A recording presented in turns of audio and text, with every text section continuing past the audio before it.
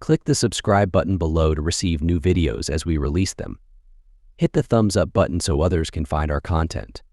For more information, visit thejerusalemasembly.org. The Dynamic Spiritual Plan. January 18, 2025, Evolutionary Spirituality. By Ruben D. Garcia. Even though the holidays of December 2024 have passed with their typical expressions of gratitude and cheer, it now offers a valuable opportunity to go beyond gratitude. Since the onset of the year 2025, humanity has entered an unprecedented period of spiritual transformation.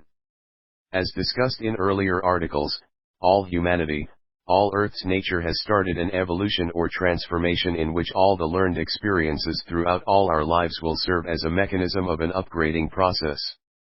Just as the word entails, your mental, physical, and spiritual attributes will appear to be a conscious effort to bring a new you. It is not a robotic image or personality but a unique, independent, wise, and heavenly articulated individual. What I mean is that your upgraded version will have a greater understanding not only of what the universe entails but also the nature of God and you. At the onset of man's creation there existed a symbiotic relationship between our Creator, God, the Father, and His creation, us. However, for divine reasons unknown to man, to be revealed in the not-so-distant future, we separated. Therefore, a part of this spiritual upgrade is to bring us to an awareness that the symbiotic relationship was recognized solely to be on man and no other creation. But what is most significant in the spiritual awareness of the year 2025 is the knowledge that our human nature is more than being divine but uniquely of this universe only. Additionally, to this concept of divinity in all humans, there will also be a trend to unify all of humanity into a solidarity completely eradicating us from our current consciousness. Which brings me to the purpose of this article. First, humanity has been deceived for 2 millennia. The ancient inherited purpose of it all was for humanity to adhere to a much simpler unified concept rather than to use various other available options. In short, others would think for you. An example of this conscience isolation can be offered in these 2 concepts. The most extraordinary one is the 2 that existed as long as 500 years ago when the earth was believed to be flat and not round, and if someone dared to try to journey farther, they would fall into an abyss never to be seen again. The second doctrine, believed by humanity, is the fact that we, humans, are the only intellectual beings existing, and the rest of the universe is void of intellectual beings. Don't these thoughts seem absurd today in what you have discovered to be true? Well, the protagonist of these concepts discovered that giving these systems of doctrines and proclaiming a specific set of rules to a populace that was easily persuaded, would keep them in existence and accept them without questioning, and objecting to it could easily end your life. However, now we know for certain that the earth is round and that the possibility of other intellectual beings on other planets, like Earth, could exist.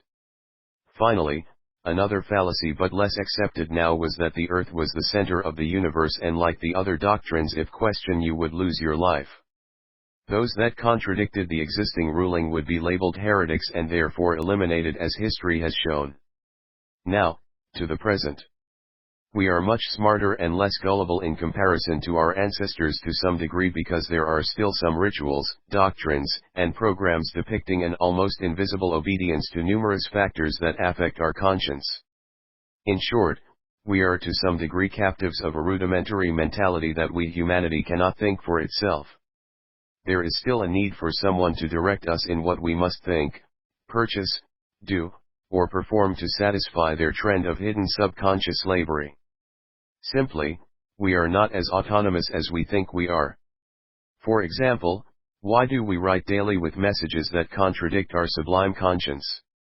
The simple answer is that we have been conditioned to willingly give up our independence and fall into the epic trend of following the crowd.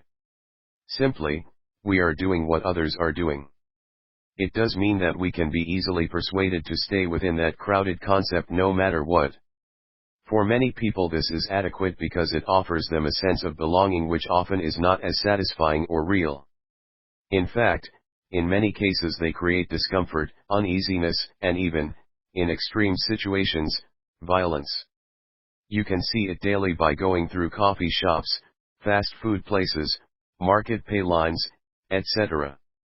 All of them with one primordial idea, that it is part of making your life easier. Has your life really gotten easier? If you believe it has, they have convinced you. These and many marketing strategies seem to have made life easier, but you are doing much more in less time, than avoiding dedicating time to meditation, prayers, and communing with God's intentions. The ancient thought to keep humanity in check through doctrines which we practice today has overlapped into a modern existence tenfold, and it is because of this isolation humanity has built toward God that the year 2025 and throughout 2026, all of us must transition to some kind of spiritual adventure. It will be, for some, a training process to sharpen an already learned spirituality. For others it will be like an adventure without expectations, which can create confusion and fears. Finally, many others will see the demands as part of a castigation process for whatever inner emotions that have been contradicting their current spirituality. The majority may become disenchanted with the current spiritual norms and concede into isolation and a wait-and-see attitude. Therefore, what is the spiritual plan? What corrective measures must I consider to be a successful member when all is done? First, recognize that external things are moving fast in all aspects of the social, economic, and political arenas. That the prevalent external world affects you as we speak. Second, know that your internal world is also going through various changes, if not augmentations. Yes, your emotional and spiritual precepts must be balanced, because in the next 5 months, the external world is going to exert on your emotional disturbances, and the key to tolerate what you cannot control will bring anxieties, fears, and personal cognitive instability. In short, you may find yourself frustrated when these social or economic disturbances affect you.